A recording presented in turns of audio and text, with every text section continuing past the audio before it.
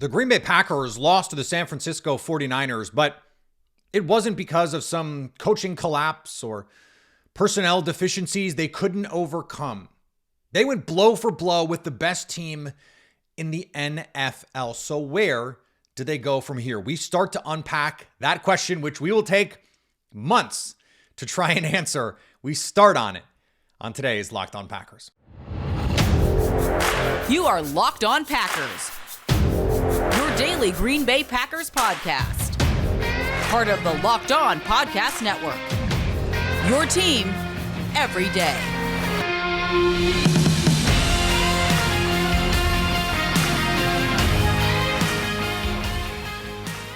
You were Locked On Packers, part of the Locked On Podcast Network, your team every day. I'm Peter Bukowski, and I cover the Packers for The Leap, a newsletter I would love for you to subscribe to. Follow me on Twitter, Peter_Bukowski. Follow the podcast on Twitter, Locked On Packers. Like us on Facebook. Subscribe to the podcast, iTunes, Spotify, Google Podcasts, wherever you find podcasts, you will find Locked On Packers, the #1 Packers podcast on the internet, and the show for fans who know what happened. They want to know why and how. Thanks to everyone who makes Locked On Packers their first listen every day. We hope you like starting your day with us as much as we like starting our day with you. Today's episode of Locked On Packers brought to you by our friends at Game Time. Download the Game Time app, create an account, and use code Locked On for $20 off your first purchase. As I went back, and yes, I had to rewatch it. I had to go back and relive all of it. And I do it so I can understand, but I do it so that I can stand up here and speak with some sort of clarity about it more than just in the moment. Because when you go back, you often find things that you missed in real time. And there's also this weird thing that happens online. I noticed specifically from 49ers fans who were peeing their pants the entire game about their team. And it's like one person says a thing and then it gets relayed. And then there becomes this Mandela Effect where everyone remembers it a certain way. And it's like, that's actually not what happened at all. I just went back and watched it. Like, that's not what happened. We're trying to move past that on here. What struck me is, you can go back and the missed field goal, you make that. Now at the end with 52 seconds left, Jordan Love and the Packers are going to try and win the game with a tie score.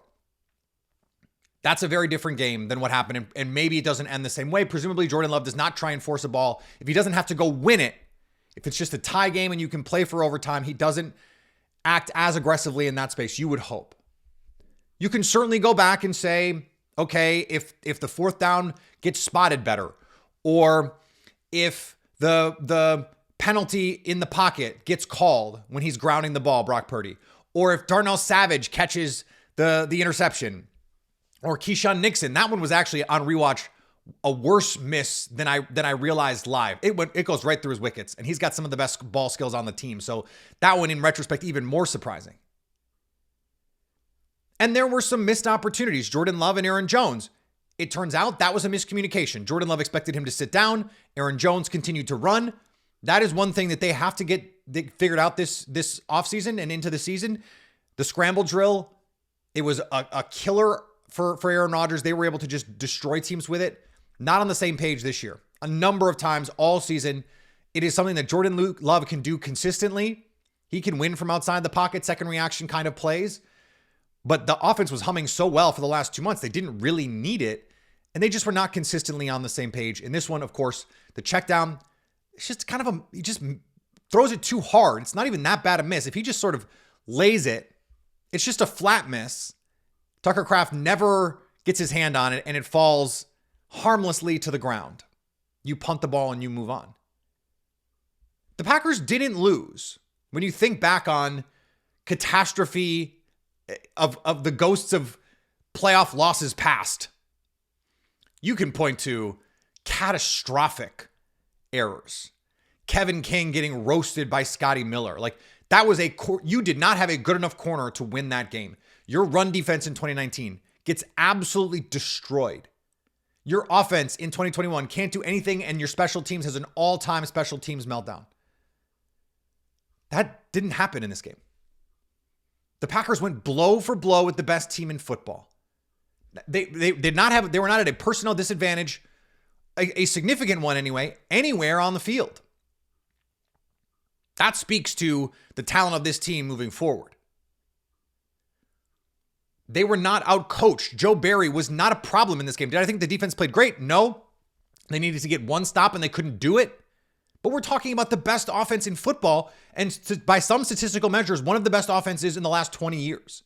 That's how good this offense was. I know no Deebo Samuel, but it's still Kyle Shanahan. It's still George Kittle. It's still Brandon Ayuk. It's still Trent Williams. And Brock Purdy pushes the buttons. He played mostly bad for that entire game until the last drive. If Jordan Love's last drive had been as good as Brock Purdy's last drive, the Packers win. But Jordan Love's first 58 minutes were better than Brock Purdy's first 58. The difference in this game ultimately is the 49ers took advantage of their opportunities defensively, getting their hands on two passes that were turnover-worthy plays. The Packers didn't. They just didn't. They didn't take advantage of their opportunities. The 49ers did. That is a unique place for the Packers to be in when you look back on the arc of their history. How many playoff games the Packers lost can you say that about? I just went through a handful where you cannot say that, where one team or another, one part of the team or another, or one coach or another was so bad that it was just no amount of virtuosic performances from other parts could overcome it. That's not what happened on Saturday night. And that puts this team in a really, really, really good position moving forward, because you don't look at them. There are places, and we're going to talk about them, where they can get better. But you don't go into the offseason going, if they don't fix this, they can't be a true NFC contender next year. They don't have to do almost anything because, first of all, everyone important is under contract. And it sounds like Jordan Love is getting an extension. We'll talk about that in a little bit. But you're not going into the draft going, they have to get this. We did that in 2022, in 2021, in 2023. Like, they needed a corner coming out of 2020 in the worst possible way. Coming out of 2021, you go, okay, well, you have to trade Devontae Adams going into that draft, into that offseason. You have to add receiver. They did. They added Christian Watson and Romeo Doubs. Turns out those guys are really good. A fully healthy Christian Watson in this game is probably a different story if they knew they could fully integrate him in the offense. And I thought he could have played more, frankly, but you don't know where he is physically, like what he could manage with his workload, but not on the injury report. Matt LaFleur, the coaching. Like, there are things that I can nitpick at and say, hey, I really would have liked to see more of this and that. But like the RPO pump and go on the bubble, that's an inspired play call. There were a couple of those where it's just like, this is high level planning. They did not let the pass rush kill this game. There were some second and long runs I didn't like. He still does that way too often for my taste. But that's a little thing. The fourth down call, I had no problem with. And you can blame the officials if you want. There were certainly highly impactful plays, like they're offsides on the 4th and 1. Clearly offside. And then the spot was an atrocity. Ridiculous. They had to use a challenge on a play where it was clear Jordan Love made the line to gain, and they marked him short. It was clear he made the line to gain. So the point of bringing this up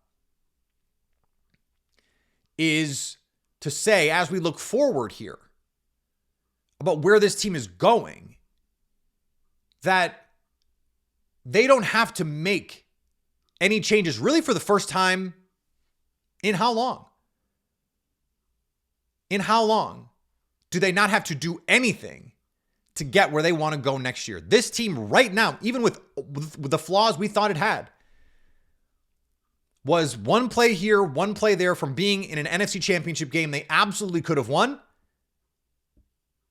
And that means going to a Super Bowl against a pretty flimsy group of AFC contenders. How much different is it going to be next year? This team, as it's currently constructed, all of the things that are wrong with it, there aren't that many. That's the point.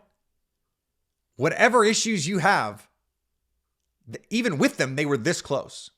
A little internal development, some reinforcements here or there, and they are going to be right in the thick of the NFC race in 2024. That's why all these guys go into the locker room. Yeah, they're dejected. They're down. They hurt. It sucks. All of this work to get that close. But everyone, to a man in that locker room, knows you work hard. Everyone gets 2% better. The team gets 5% better, 10% better. They're going to be back in the same position next year competing in the NFC. Now, all that is important and a good jumping off point here. Big picture. Big picture. If they're trying to get better, how can they? Where can they? We're going to talk about that in just a second here on Locked On Packers.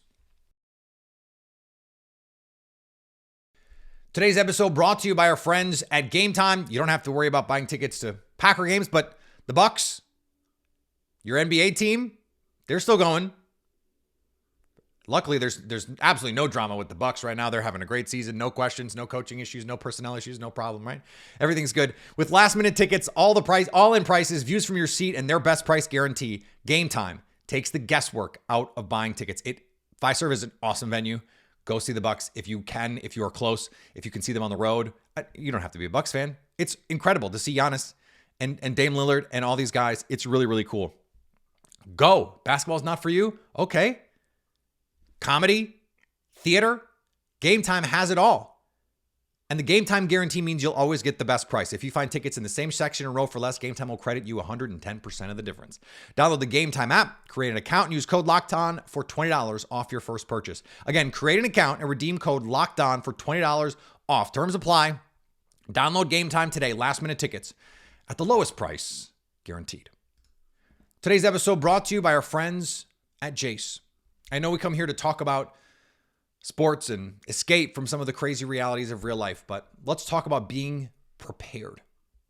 According to the FDA, pharmacies are running out of antibiotics like amoxicillin right when it's the kind of year when everyone's getting sick. That's scary.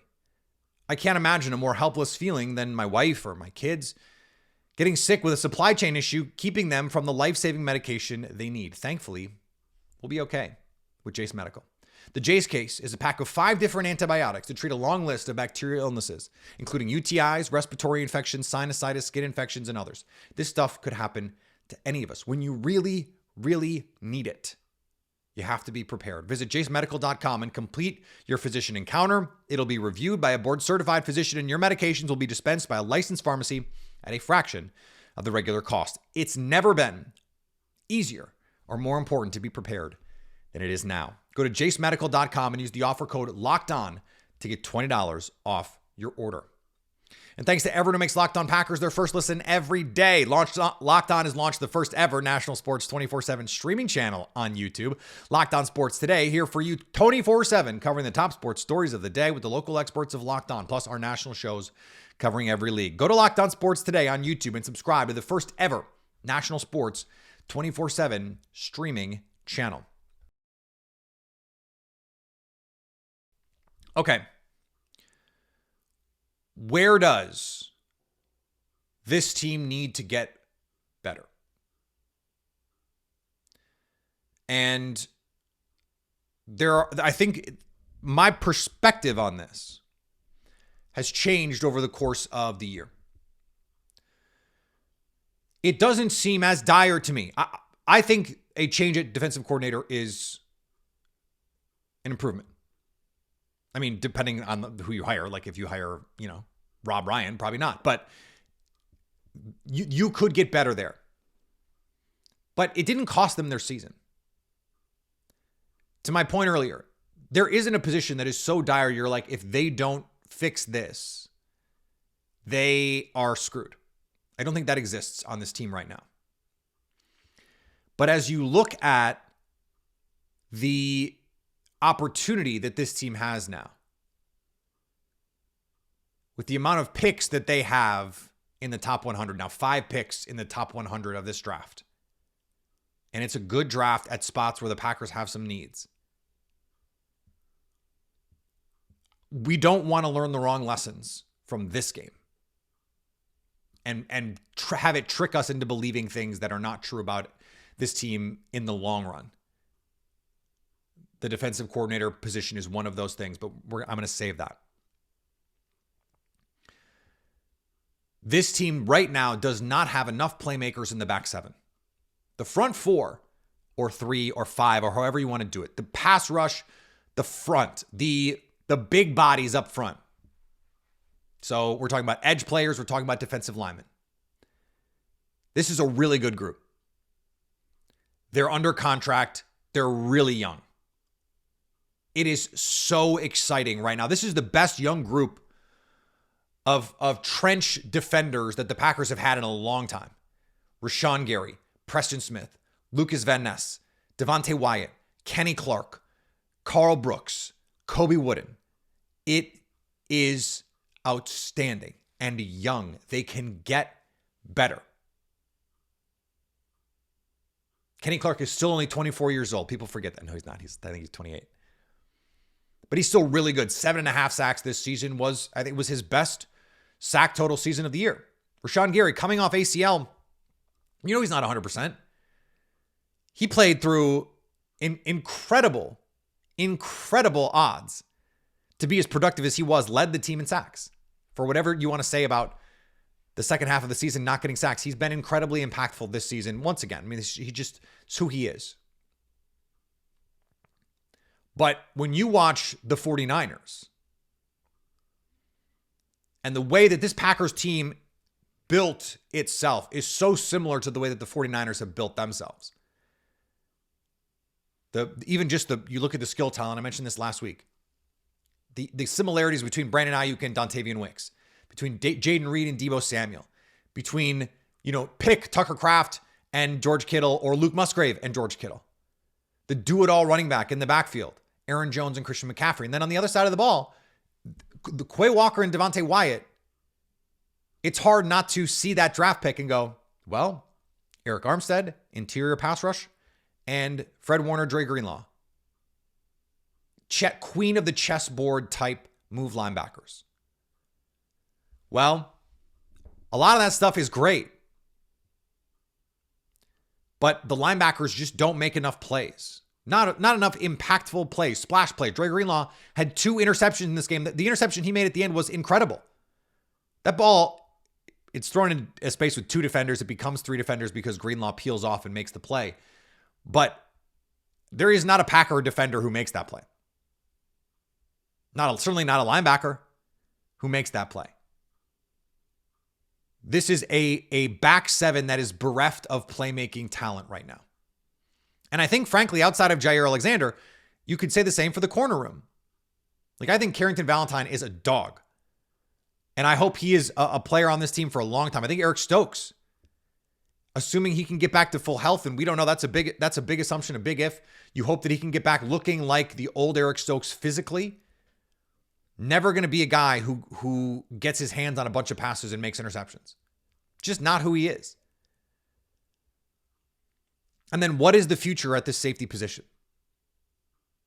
That is a big one here. I think Darnell Savage has played well enough that I would like to see him back. I think he makes a lot of sense for what the Packers want to be in a modern world where you need those impact overhang defenders. They found something late in the season with him playing more overhang, more lurk, more robber, and just like the interception that he made.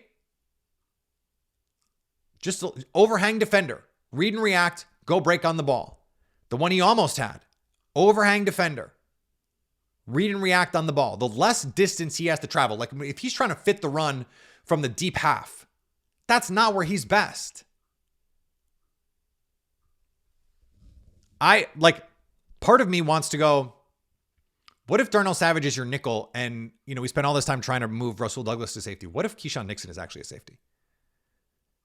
With those ball skills, with his speed, with his instincts, Like, I don't know that he has that quick twitch in and out kind of athleticism to be your number one high-level slot corner. Could he be a really good free safety with Anthony Johnson Jr. and Rudy Ford? That is the linebacker. You got to make some decisions on Devondre Campbell. My guess is he's going to be back if they can try and work out a contract number that makes a little bit more sense. The contract, given the way that it's structured, it's kind of tough. Like, they probably have to June 1 him if they want to do anything. But that leaves them trying to figure this out again. They need one, in a perfect world, two, but at least one more impact defender in that back seven. And I kind of look around this roster going, like, offensive line depth, some competition at right guard, maybe center, but Josh Myers is like right of the ship. He's not been terrible. You can always upgrade a spot like that, but like, it's not a need. Backup running back, AJ Dillon's a free agent. I don't think that's going to change your life that much. Like, Blake Corum is going to be the most mocked college player to the Packers this year on day 2. Like, that is, and I could definitely see it happening. But everyone is going to pick that. A little thunder, a little lightning. Another pass rusher, maybe.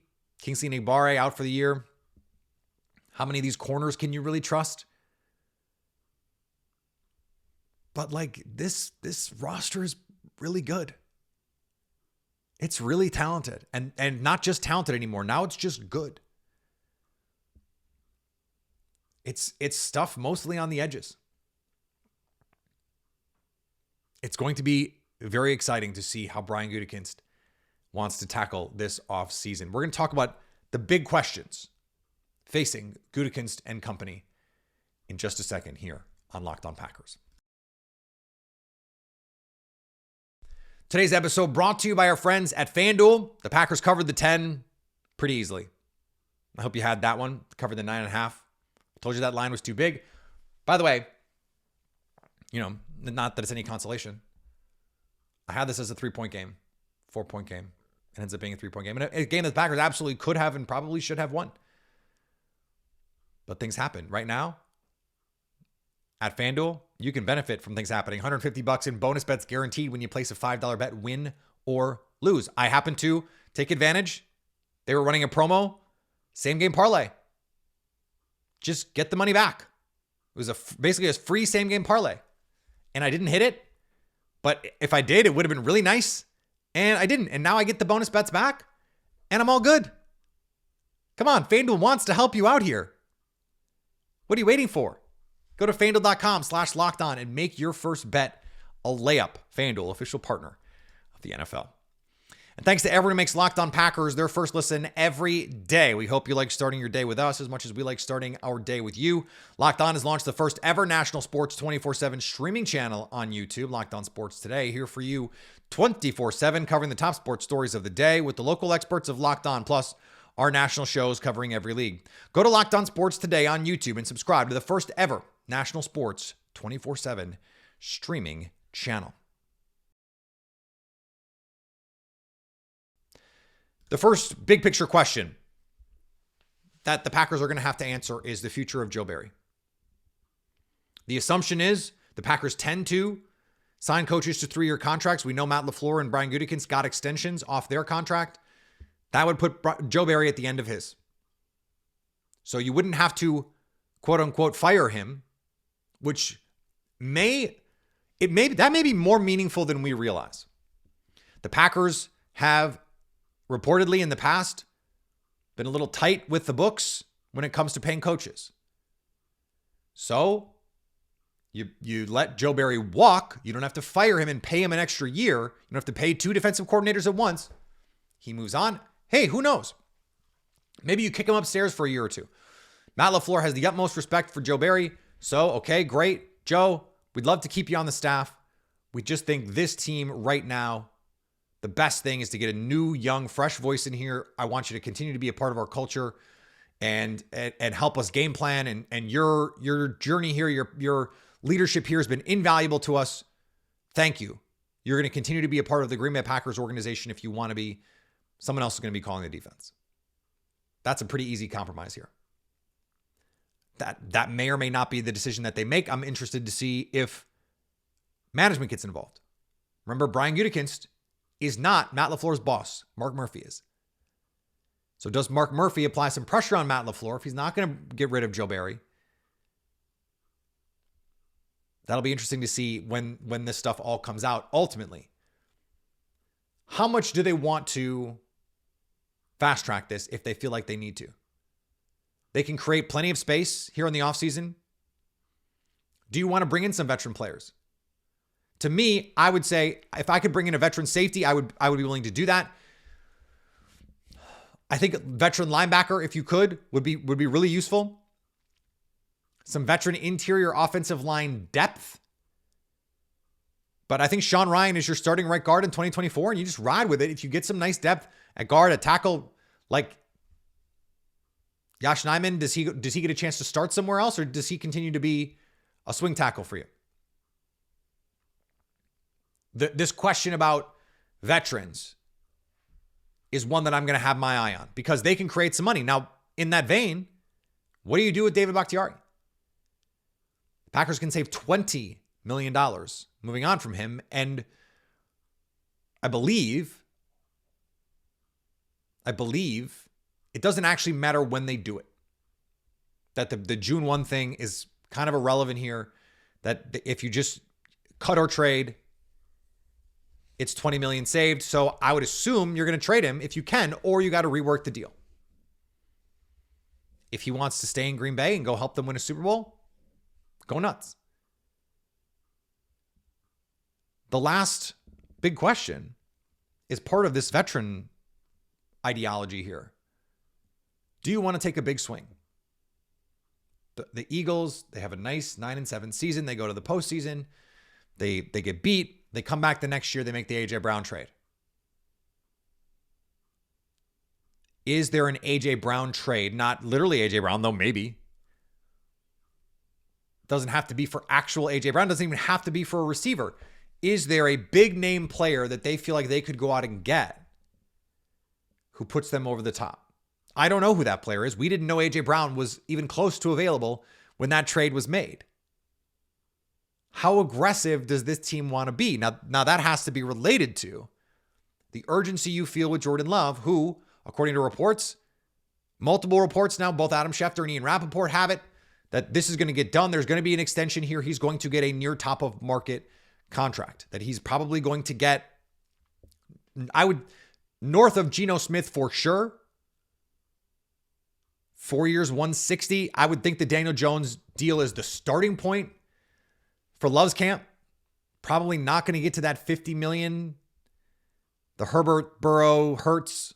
Although I would rather have Jordan Love than Jalen Hurts right now. And that is exactly what David Mulligetta is going to be telling Russ Ball. Who would you rather have right now? The Eagles are paying that guy. How about you pay my guy?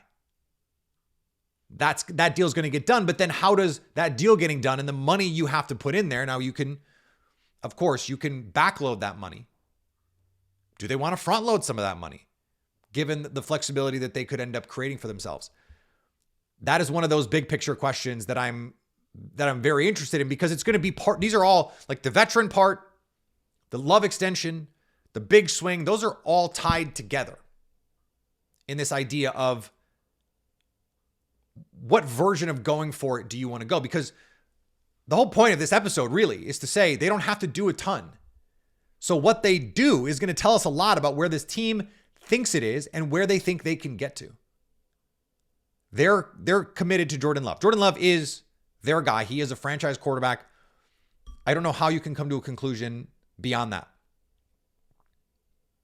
Ben Solak had made a great point. He said, if you had told Green Bay fans that they'd be, in August, that they'd be in the divisional round and Jordan Love would have played 7 of the best quarters of playoff football that we've seen from a Packers quarterback in a long time, you'd be pretty happy about that, understanding that the 8th quarter did not go quite the way that you wanted. So what does building around Jordan Love look like? That is really the overarching question here, and is one that we are going to be talking a ton about over the coming weeks. No Mock Draft Monday today. Too much other stuff to get to. And I have not, frankly, started the draft prep in earnest yet. We'll maybe start. You'd let me know if you want Mock Draft Monday to start already. I think I have traditionally started it post Super Bowl. Last year, we might have done it a little earlier because it was just sort of like, well, we get to talk about what if they have 2 first-round picks. And we were already, maybe not quite in January 22nd, did we know that was going to be a thing, because Super Bowl, that was when it was like the darkness retreat and all that stuff. But if you want to start Mock Draft Monday, let me know. We can. I was thinking next week, maybe the week after Super Bowl week. It seems like, that even seems a little early to me. But let me know. Let me know what you want. Follow me on Twitter, Peter_Bukowski. Follow the podcast on Twitter, Locked On Packers. Like us on Facebook. Subscribe to the podcast to iTunes, Spotify, Google Podcasts, wherever you find podcasts, you will find Locked On Packers. And anytime you want to come hang out with us live, we're going to do some lives, like if they fire Joe Barry, or they fire Joe Barry and then hire a new defensive coordinator, or they trade David Bakhtiari. We'll be live for stuff like that. Maybe even like quick hitters, 10, 15 minutes, max 20 on stuff like that. We'll see what it calls for here. So I'm trying to be a little bit more flexible, a little bit more nimble if I can be this offseason as part of our Locked On Packers coverage. But go subscribe to us on YouTube. That's where we'll be live, so you can stay Locked On Packers.